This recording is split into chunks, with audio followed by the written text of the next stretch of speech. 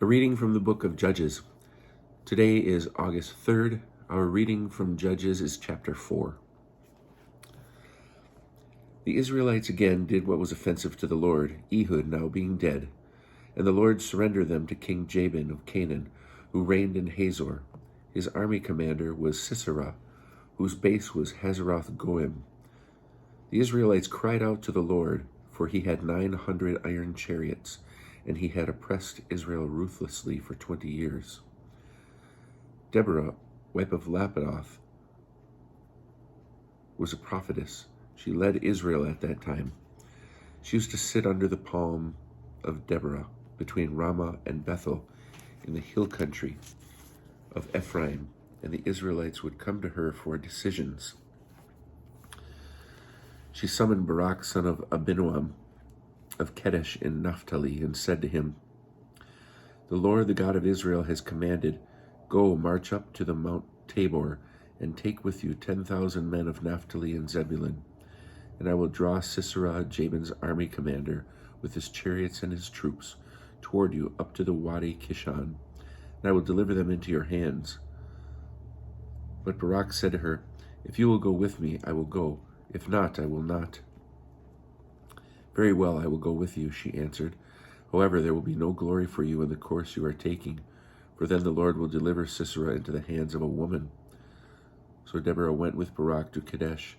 Barak then mustered Zebulun and Naphtali at Kadesh.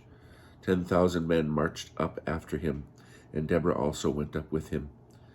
Now Heber the Kenite had separated from the other Kenites, descendants of Hoab, father-in-law of Moses, and had pitched his tent at Elon Bezanim, which is near Kadesh.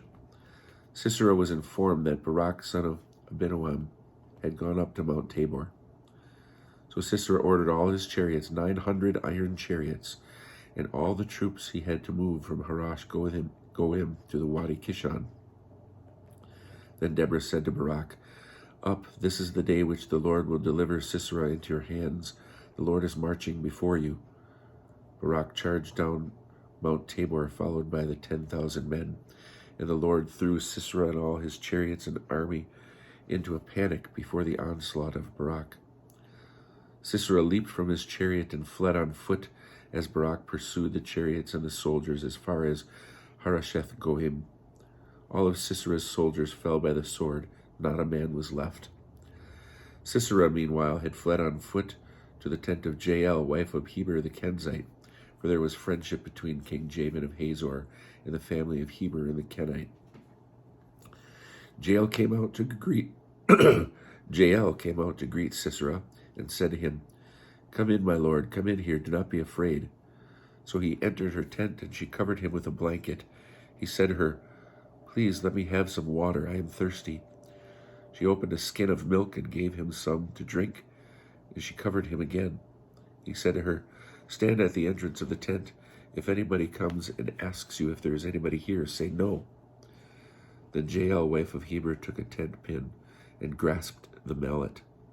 When he was fast asleep from exhaustion, she approached him stealthily and drove the pin through his temple till it went down to the ground. Thus he died. Now Barak appeared in pursuit of Sisera. Jael went out to greet him and said, "Come, I will show you the man you are looking for." He went inside with her, and there was Sisera, who was lying dead, with a pin in his temple.